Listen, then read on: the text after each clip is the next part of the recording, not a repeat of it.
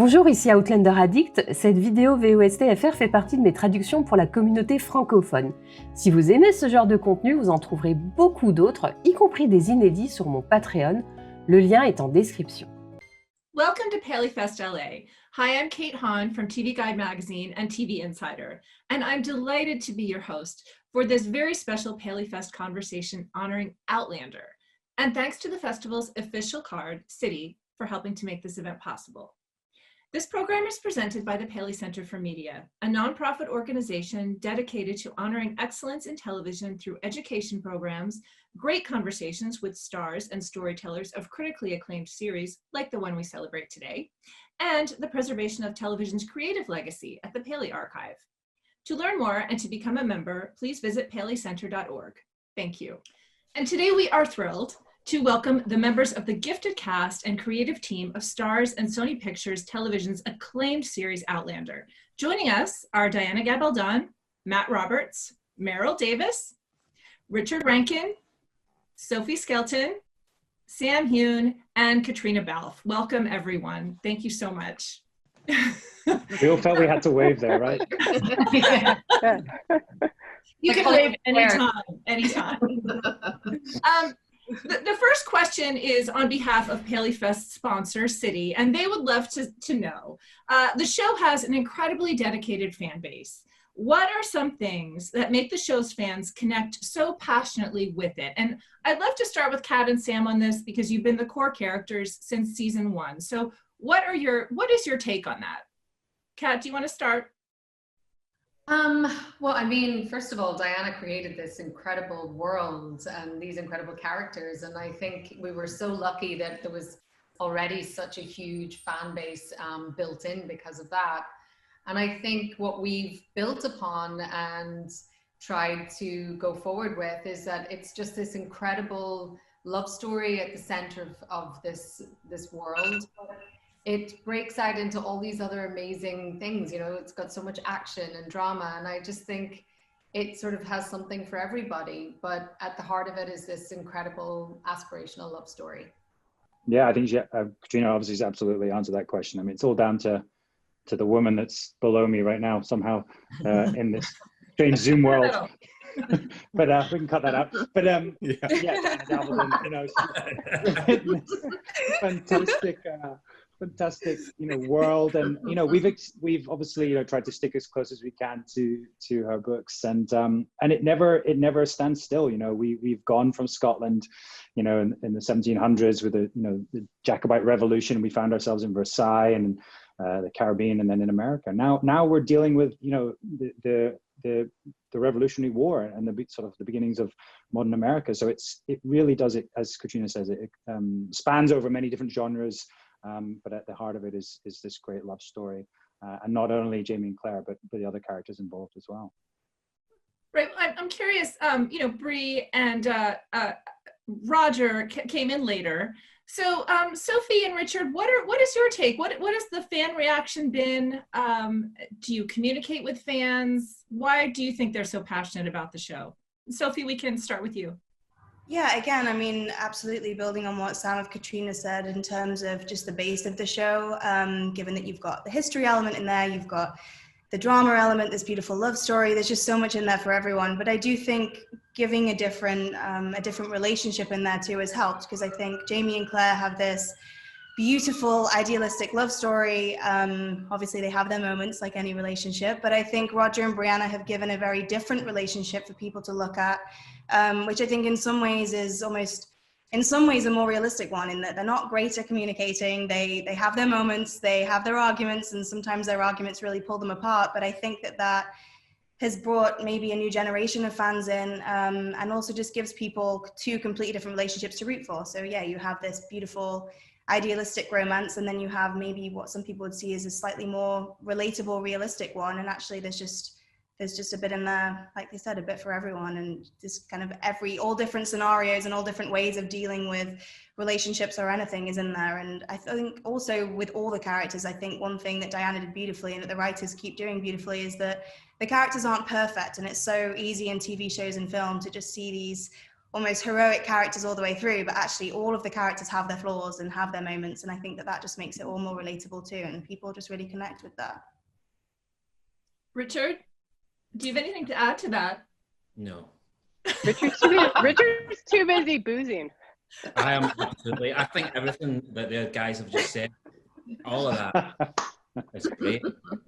No, I mean, the show was already like full steam ahead when I feel anyway when Sophie and I joined. So it was kind of like we just kind of jumped on board, and it was great, and it was an amazing experience. And I think I sort of got swept up by that, and you know, it already had such an amazingly passionate, loyal fan base when we came on. And the great thing about the show is it's always kind of evolving. It's always moving. It's always tackling difficult subjects, and you know, there's always, you know, new relationships being forged, and the story's constantly, like touching on what Sam said. I think one of the things that I really love most about Outlander is how it's constantly changing scene. How we can go from the Highlands of Scotland to, you know, high society Paris, to the Caribbean, to where we are now, which is just preceding the American Revolution. And I think that just constantly keeps it fresh, so it constantly feels like it's moving, and never really gets stale because of that. So yeah, I think our fan base have always really been behind us because of those reasons, really. And Sophie and I only came on and really made it worse, to be honest. Yeah. These guys did all the hard work, and we just popped in and rode on the coattails. So thanks everyone. Diana, when you created these two couples, these pairs of couples, were you thinking what the actors have just said, that you wanted to create this contrast between these two couples? Oh, no. See, I don't actually create characters. I kind of find them. And then we add layers as they come along. You know, some characters like Jamie and Claire, I understand them immediately, but they get kind of more pungent and rich as we work together. Me in the book, that is, and the actors that take it on to another layer or two or three. But no, Brianna and Roger sort of came about. Well, Roger came about accidentally because I needed somebody to go back in history and find something for Claire, and then we had Brianna because Claire was pregnant. Yeah. Yeah. You're just an accident. You're saying that it was an accident. She was, yes, really. No, but she existed only because Claire was pregnant at the end. So it took me a little while to figure her out, you know, to find out who she was. She's what I call a hard nut, people that I just have to live with for a while, and they sort of beat on them, and eventually they crack open and show you themselves, which she did. But because of this sort of gradual discovery of their characters, they came to life somewhat differently. And also they are part of Jamie and Claire's relationship as well, because Brianna, of course, grew up with Claire being married to another man who she's always called her father. So she's naturally going to be kind of ambivalent when she meets Jamie Fraser, when she hears about him, saying, "That's not my father. I have a perfectly good father. What are you talking about?" So, you know, that kind of relationship. A girl's relationship with her father is going to affect her marriage, her choice of mate, how she gets along with said mate. And Brianna's had a much different background than Claire did. And so her marriage is going to be different too, regardless of who she marries. As it is, luckily she got a nice patient guy. and yeah, but it's that they just develop that way. It's not that I, you know, lay them out on the ground and go Shazam, you know, rise up and act. You know, they're just there. Okay. Well, Matt, speaking of what's gone on in the past season, we started with this wonderful wedding. Everyone was very happy, but of course it's Outlander, so things typically began to fracture or fall apart. What was the overall arc or theme of this season for you when you were writing it?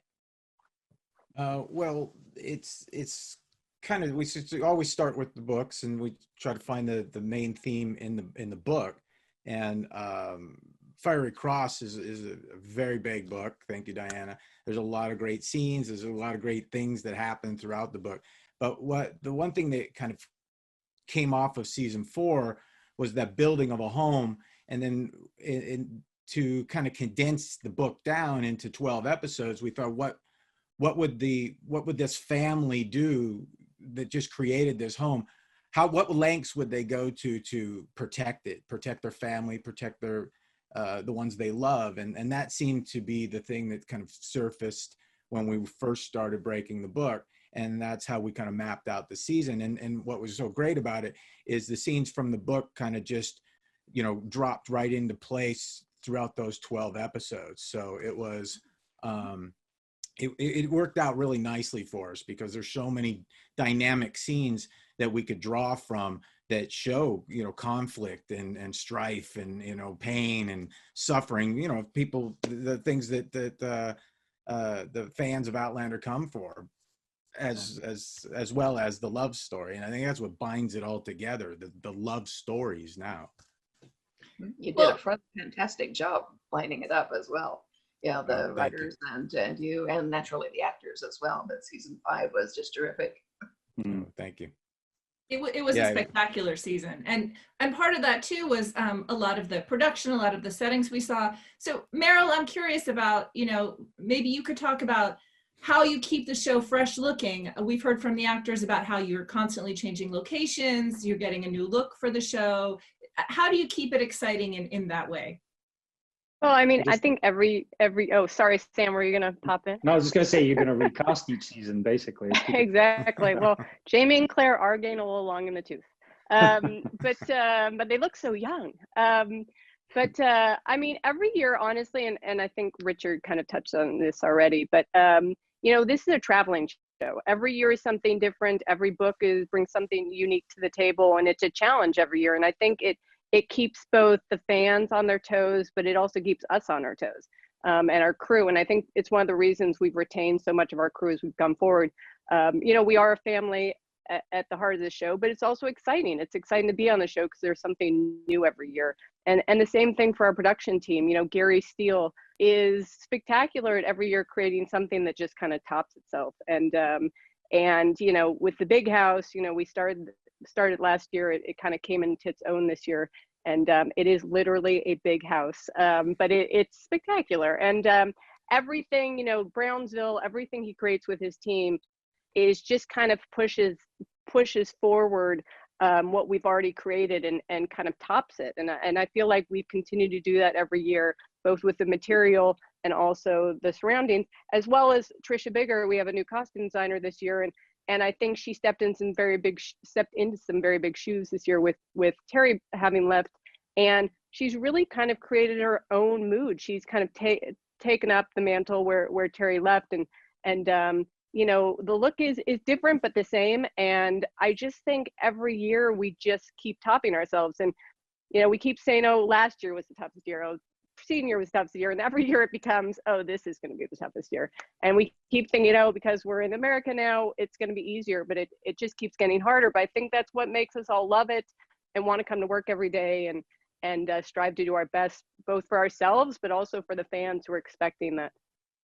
Well, one of those new spectacular sets is Claire's surgery. So Kat, I wanted to ask you, what's it like working in that surgery, and what did you have to learn about medicine this season that was new? Well, apparently penicillin looks like a paintbrush. No, I love that set, and it's incredible. You know, we sort of are very lucky that we get to do like a little walkthrough beforehand, and it's amazing to have the conversations with our awesome prop team as well, where you're going through, and it's, you know, I'm a little OCD, and, you know, it's sort of like, well, I think Claire would have these things set up this way. And you know, it's really fun that you get to sort of create this little world for Claire. And especially when we were doing all the penicillin stuff, it's like, well, how do you think she would arrange all of this? And it's beautiful, and it just helps you so much as an actor when you have such a rich environment to step into that feels so real. And you know, you open up any drawer and there's an instrument, or there's a piece of, you know, Claire's either note taking or something like that. And it's just those little details that are so vital, I think, to giving you just such a rich tapestry to work with. And, you know, we also have an incredible medical advisor, our real Dr. Claire. And, you know, she's been with us from the very beginning, and she's been amazing. And, you know, when we had to do the tonsillectomy, she was incredible about, you know, walking me through all of that. And, you know, when it was the appendectomy and doing the autopsy and stuff like that, walking through all of those things, it's just fascinating. And it's also because, you know, it's make-believe. It doesn't really, you know, it's fun. You can poke around and pretend you're doing things, but you know, you're not actually going to kill somebody. So it's good.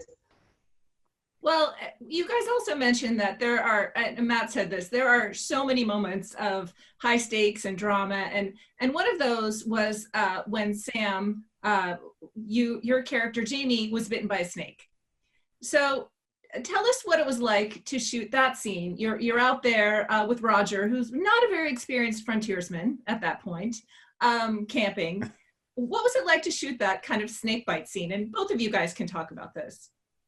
Yeah, I mean, you know, so coming off the back of probably one of the strongest storylines I think Jamie's had, which, you know, possibly wasn't in Diana's books, but is definitely part of her world. One of the times we detoured from that, but I think was a really rewarding for myself and I think for fans as well. It was the death of Jamie's godfather, Murta, and I think, you know, so for me that was a really big moment, and I think for Jamie it was a huge moment, and actually for the whole family, the repercussions are felt, you know, for many episodes afterwards. And so the snake bite came out of you know, here we are now, it's Outlander, and then there's another challenge. You know, here's a really strong moment where Jamie has to confront his own mortality. And just going back to what Caitriona said about you know, the people that work in the background, you know, so we worked with the makeup department, and the makeup department is equally as sort of in depth and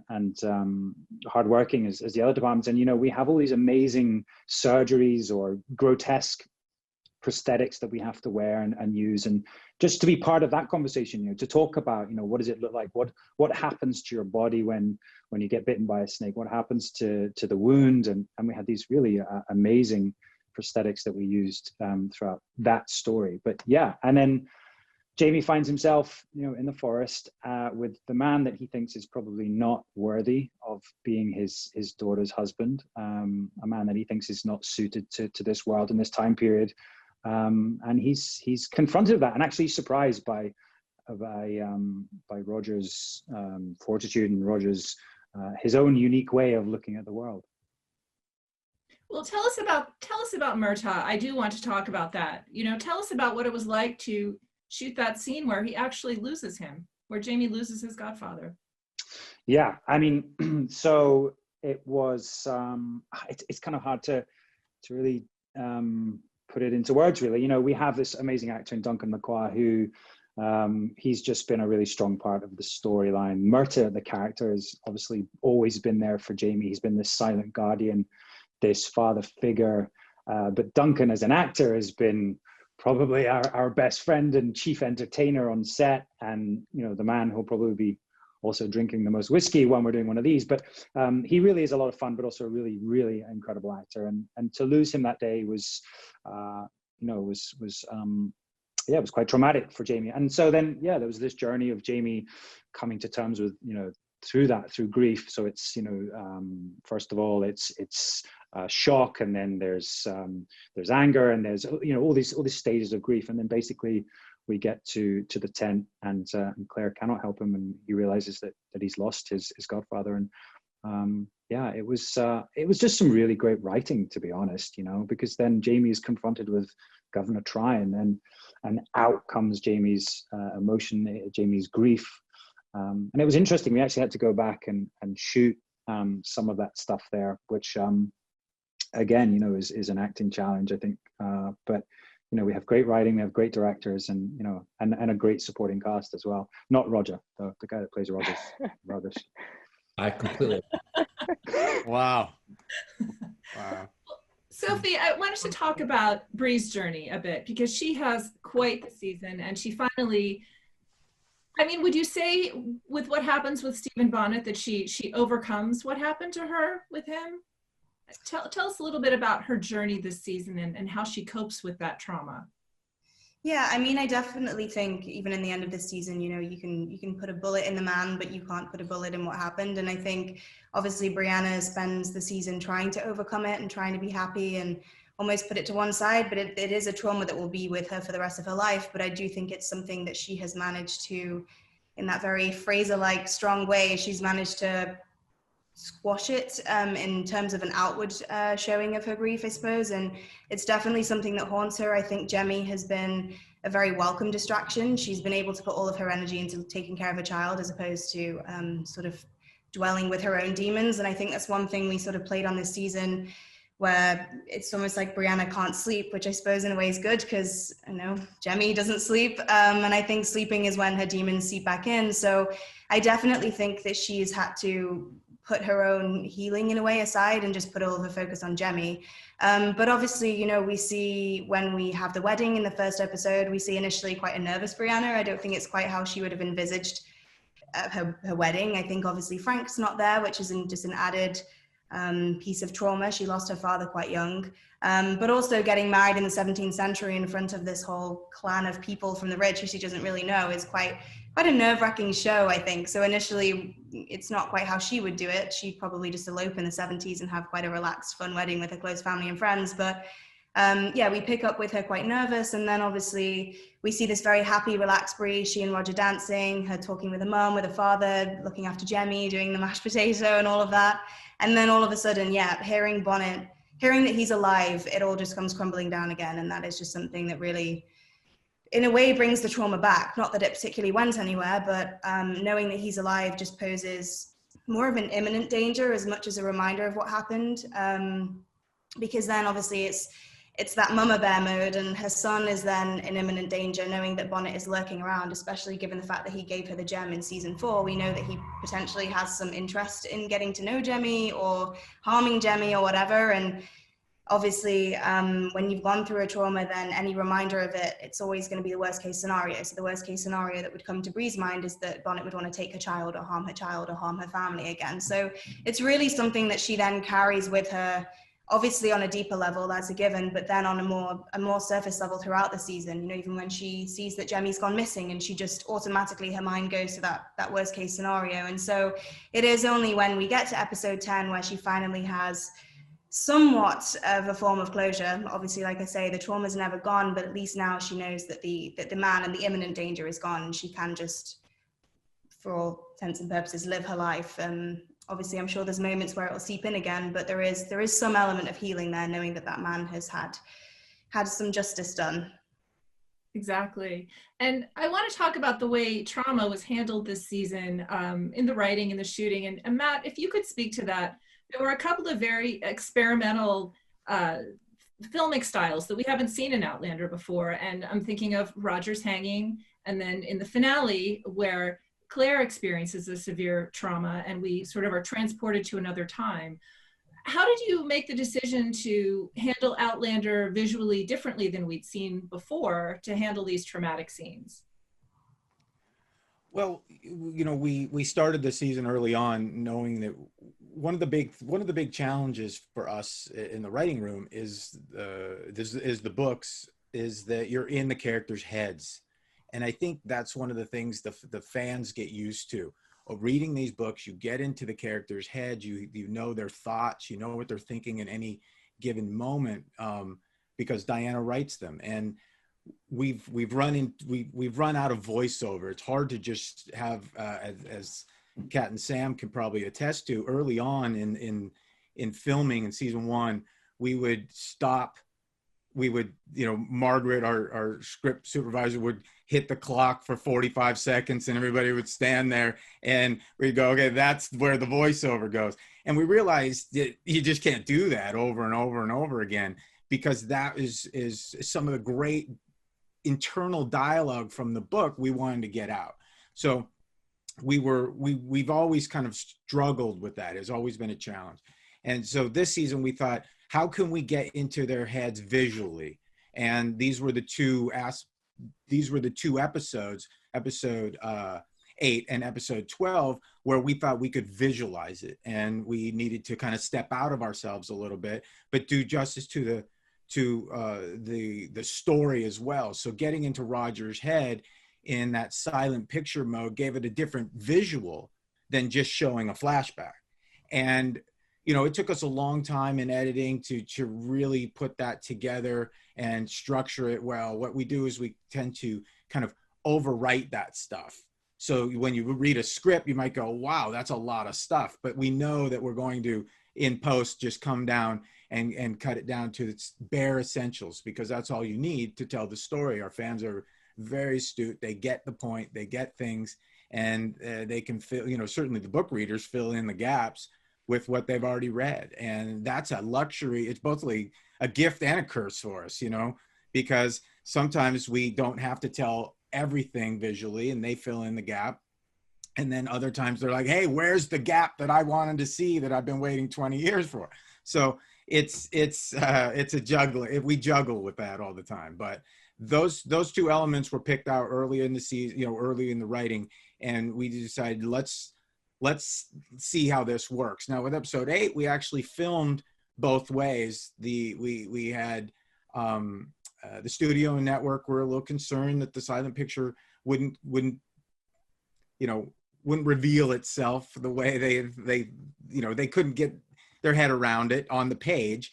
And we thought we could get our heads around it. So we filmed it both ways, and we asked the actors to do it both ways. And that was, challenging for them to both play a regular flashback and then go into silent picture mode. So we had to double up with the filming of it. So, kudos to them. They really stepped up and dug into that. I think Richard in that episode is, phenomenal. He played both sides of that, both the silent picture part, and then he goes in, I don't know how many times you were hanged, Richard, but it feels like about 1,000.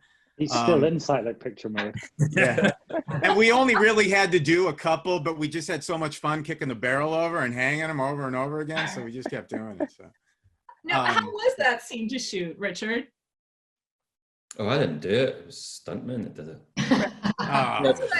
That's not fair. No, that's not true. You're not supposed to tell people that. No, I jest. There was a lot surrounding the hanging, both on location and in the studio. There were many elements to it, and I think, like Matt was saying, the difficulty of editing that together, because they had so much content in how they would tell that story and how they would sort of get that sort of the impression of being, inside Roger's head and having the story told from really quite a difficult perspective, I think, especially when you're working with kind of a mediocre actor to really convey that.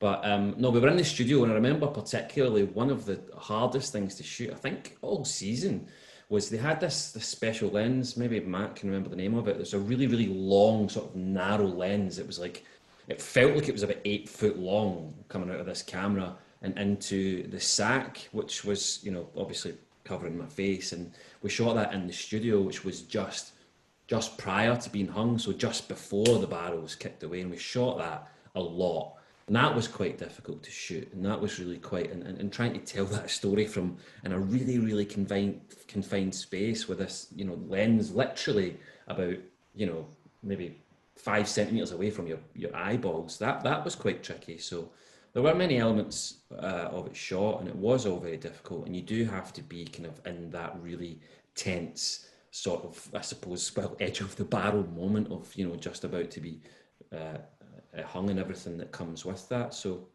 I think they did an amazing job. I think the director, Stephen Wolfenden, and I think the way that he shot it and the way he went about it and how everyone stuck to that visual of the silent movie thing, because I loved that from the start. But it's risky, it's bold. But I think you need to be that way in television, don't you, to have more it's more exciting that way. And I think that everyone really did a really, really great job assembling that, because it wasn't easy and it was risky. But yeah. Well, another very bold choice was the scene with Kat, and your kidnapping and attack by these men who had kidnapped you, and Claire's disassociating by flashing to this imaginary 1960s Thanksgiving. Did you shoot the Thanksgiving scenes first so that you would be able to visualize those while you were shooting the later scenes of the attack? How did that work? God, I'm trying to remember which went first. I think we filmed a little chunk of after the abduction, and then we went in for like a week and a half, remember, in the modern house. Yeah. So that was, but then I think the actual night shoots that we did maybe was after that. Yeah. At the end, yeah. I mean, that was, again, it was a really great script, and I think it took time for everyone to sort of understand and to sort of arrive on the same page. but we had, you know, a really strong script, and Jamie Payne, our director, was incredible. And he had a really, I mean, I know he was talking with Matt all the time, and he had a really strong visual sort of plan mapped out. And, you know, he talked a lot about different artists and this sort of surrealist photographer, Gregory Crewdson, and different things like this. And it was just getting it all to sort of fit, I think, was the challenge. But it was really, you know, it was amazing by the end of the season that everyone was trying so hard to do something that was going to be visually very different and stylistically very different. And, you know, and it was important that you're taking, you know, Claire, which is all of our beloved character, and you're, you know, she's going through something so harrowing, and it was trying to find, you know, what happens to a woman like that who is so strong and so resourceful and has been through so much in her life, but yet enduring this is brought to almost breaking point. And it was a great challenge for me, and I think it was a great challenge for the entire crew and everyone else in that episode. And I think, you know, it all those risks sort of paid off, and it ended up being quite beautiful. But I think it was a great idea that, you know, when Matt came and talked to us about using this dissociative state, I thought that was really a powerful thing to try and explore. And it was just about finding sort of the right ways of doing it. And I think, yeah, we sort of got there in the end. When you say it was challenging for you in any particular way? Well, just as an actor, you know, anyone who's gone through subject matter like that, it's always difficult. You want, you know, it's really hard to address these subjects and feel that you're on the right path, and you know, you're always trying to toe the line between being responsible and not bringing anything that's overly gratuitous, or trying to show too much, with also being very true to the situation and trying to respect the subject matter.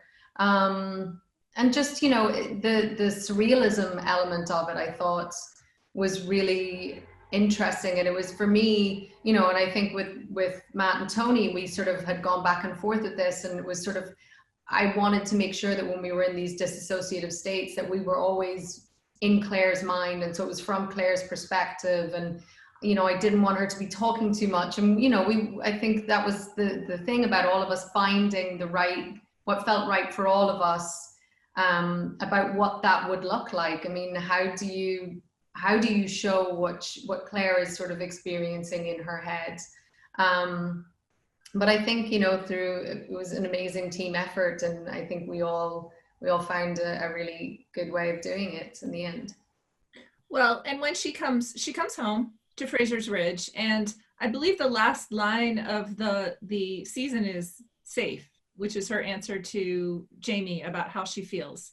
Mm-hmm. So I'm wondering, Sam, what is Jamie's responsibility to Claire after this trauma that she's been through? What is he thinking about their relationship, and what he needs to do for her?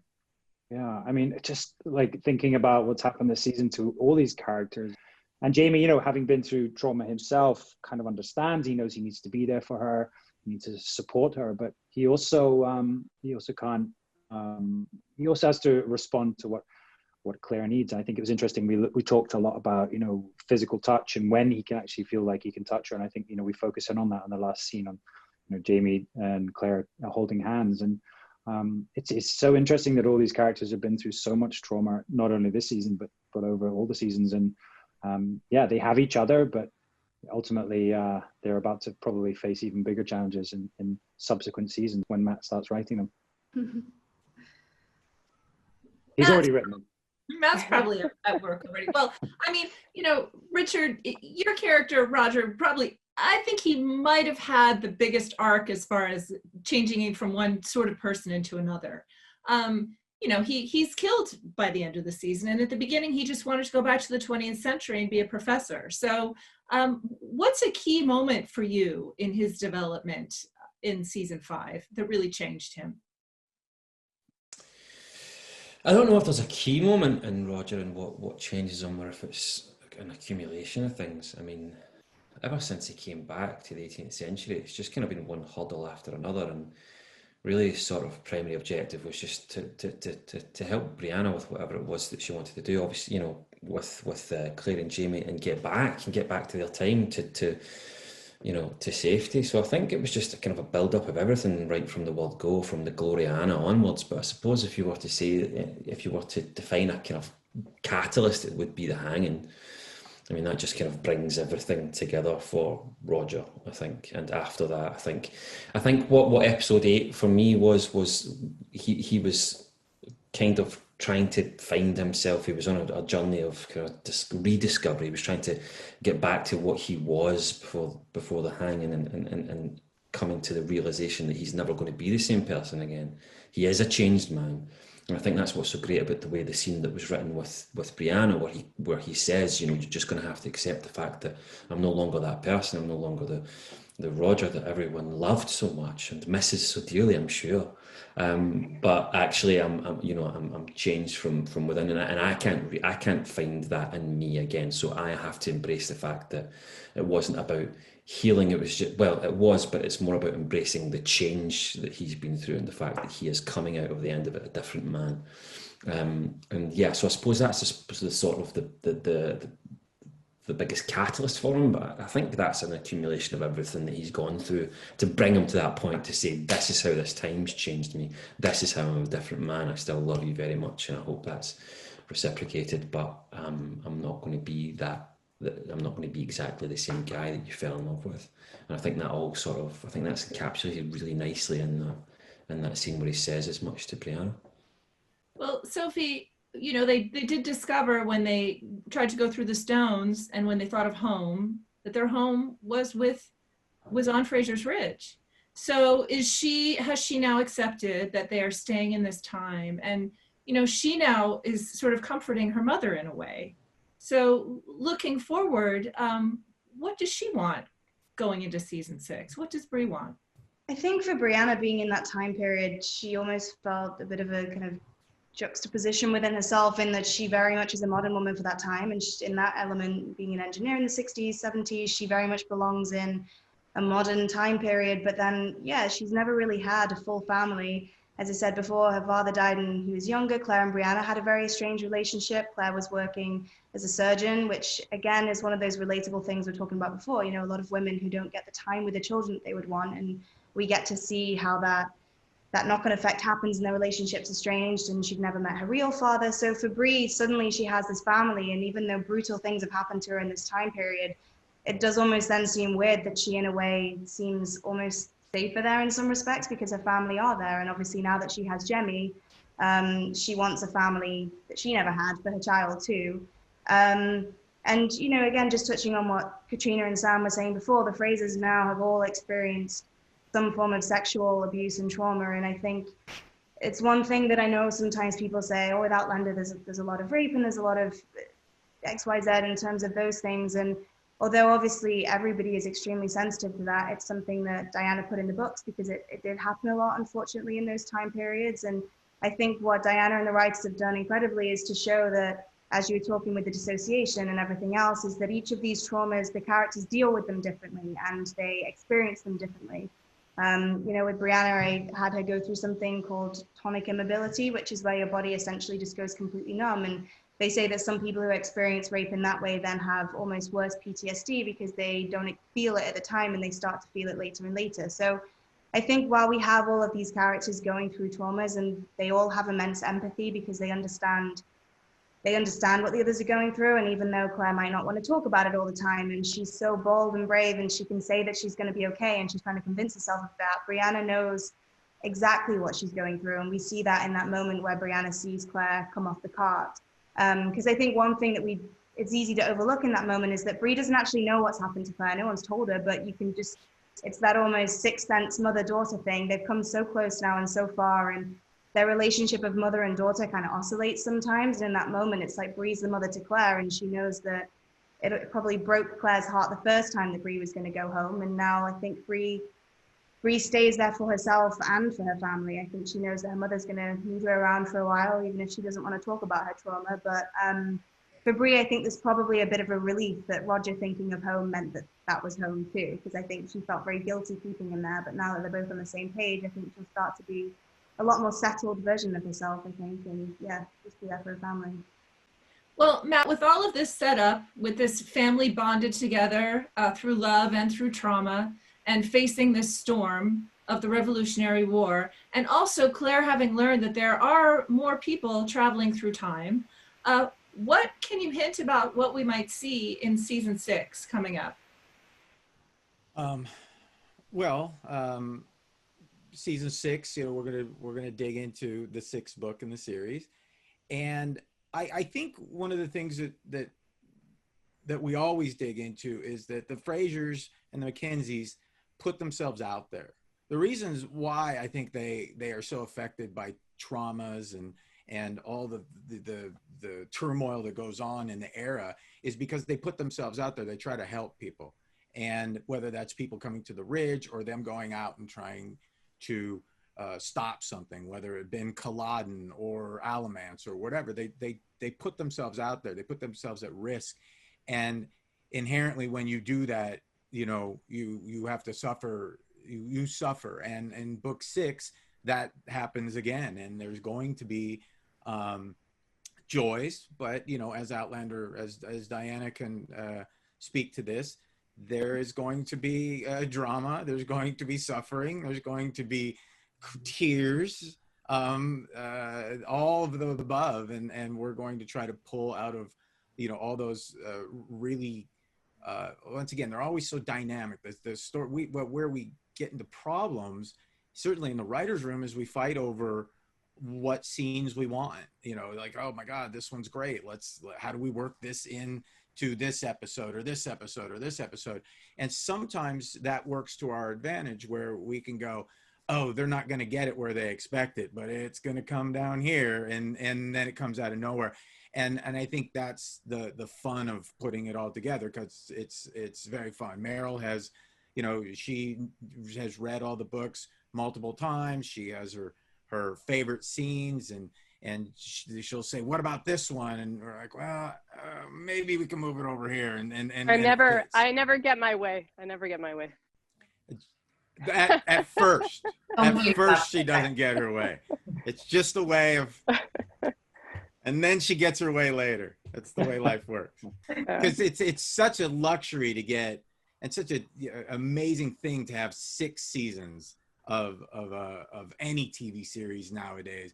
And so, you know, knock on wood that we get more, but you know, getting to book 6 was for me one of those things like, wow, this is such an amazing thing that we can tell this story. And it's Maril's favorite book. I love so much in it, and I know that a lot of the fans that have read the book really like it too. So, well, we do need to wrap up soon, but I would love to go around and hear from everybody just quickly. What are you most excited about for getting back to shooting season 6? And Maril, because you love the book so much, let's start with you. Why do I have to go first? I mean, it's hard to talk about the book without spoiling things, but I mean, you know, the original Outlander is obviously as well my favorite, but this is my second favorite, because I think there's, you know, it's hard when you get to the 6th book, you know, as Matt said, usually, you know, we've been on a lot of television series and we know the ups and downs, and, you know, you don't usually make it this far, but you know, we're very lucky that we have so many of our original members with us, and you know, we started with a crew of like 6 people in the writers' room, and there's still 4 of us left, so it's crazy to me. And you know, I just love this book because I think there's so much for everyone in it. I mean, Jamie and Claire, you know, their love deepens. Roger and Brianna, you know, they have their own journey, and something fun and new happens with them, and you know, Caitlin, who plays Lizzie, has a great story, and she's such a phenomenal actress. There's just so many exciting things, and I think for all of us, we're just excited to get back to work, because as I said before, we are truly a family. We have our ups and downs, we fight, we bicker, but we laugh, and you know, I think we're all excited to see each other's faces again and get back to work and make this show that we all love. Kat, what are you most excited about? Ooh, the food. I'm just so excited to see all of our crew, and you know, I think we miss them all dearly, and it's really sad that everyone's, you know, not able to get up and go to work. And maybe I'll get a haircut this season. I don't know. A lighter wig, maybe. Maybe we'll Very, see. very light. I'll let Sam do it. Yeah, I'm good. Yeah. Sam, what about you? What are you excited about for playing Jamie in season 6?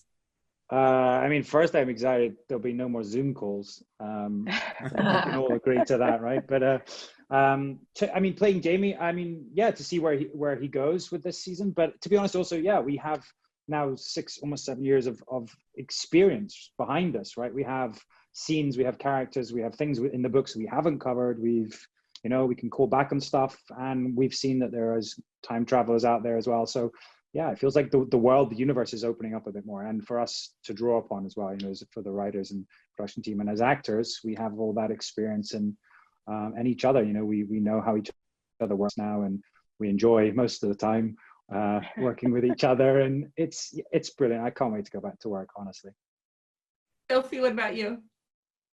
Yeah, you know, as we were saying before, I feel like season 5, there's so much happened. It's almost like every episode was its own little movie. It was so fast paced. So it's exciting just to, yeah, go back and have so much more of that material. I feel like, thanks Diana, pretty much everything that could happen to a person, Brianna's pretty much been through. But I know that there's some even more stuff happening next season, and it's just, yeah, it'll be exciting to see what we've got, see what the writers do, because it's always amazing, and I have a feeling it's going to be another absolutely packed season. And yeah, seeing everyone's faces here, I'm just like, oh guys, miss you all. So it'll just be nice, yeah, to all be back together, see the crew and everyone, and we really are our own little family up in Scotland, so it'll be, yeah, good to get everyone back together, if you can all come into the country, that is. So yeah, well, guys, you know.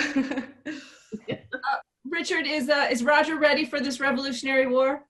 Oh, absolutely, yes. No, I couldn't be more ready for the Revolutionary War. Yeah. Thanks. I just can't wait to get out of the house, to be honest. I'm desperate to get back on set. I can't wait to get back on set. It'll be lovely. You know, infinite copious amounts of coffee, for example, seeing these guys again. And actually, I have no idea what happens in book 6 because I haven't read it. So I think this will be the first time that I'll go on not knowing anything. 4 months. I know, but you know, I've been really busy with really busy with other things, you know. He likes to be surprised. Huh? I'll be excited not to wear a wig and my cat. Yes. Thank you for growing your hair out. Yeah, you owe me, Matt. I know. That'll save on the budget, right? Yes, he will. Exactly why he's growing it out. I actually, you know, Sam and I lost ours. It's getting. Sam and I anyone lost ours. this length, I feel for them. It's difficult having long hair. It's really, truly difficult. And it's know. It goes. I'm Maril. You're the perfect example. It's so hard. It's so hard. I hate it. So bonus for me this season. You look great. You look great. You all look fabulous. Diana, I want to close with you. Since Richard hasn't read the book, what is the most exciting, like, what can you hint about this next book, and should Richard be worried or happy, or should he just pick that book up tonight? Mm-hmm. You've got a long time to work on it between now and filming, so yeah, read it yourself. But no, all I can say is what Mark Twain said when people said, how do you write your stories? They said, oh, it's easy. I just chase the characters up a tree and throw rocks at them. That works really well. There's a big one coming your way. No, I'm looking forward especially to just seeing the first dailies, because it's, you know, such a thrill to see, you know, what they've made of. I have the story, you know, in my head. I know what happened, but to see their take on it is fabulous. And yeah, sometimes I think, wow, so that's really cool, both in terms of the acting and the set and so forth, but particularly the acting, you know, because, you know, these guys are magic. They can do stuff that I would never ever have thought of. No, they are. It's wonderful chemistry with this cast, and I love to hear that you're still surprised by things that you see, even in time. Well, hey, thank you all so much. Thanks for joining us for this special PaleyFest conversation with members of the wonderful cast and creative team of Outlander. And thank you and take care. Thank you. Thank you so much. Thank you. Merci d'avoir regardé jusqu'au bout. Rejoignez la communauté Outlander Addict sur Patreon pour découvrir toutes mes vidéos VOSTFR et échanger avec d'autres passionnés. Le lien est dans la description.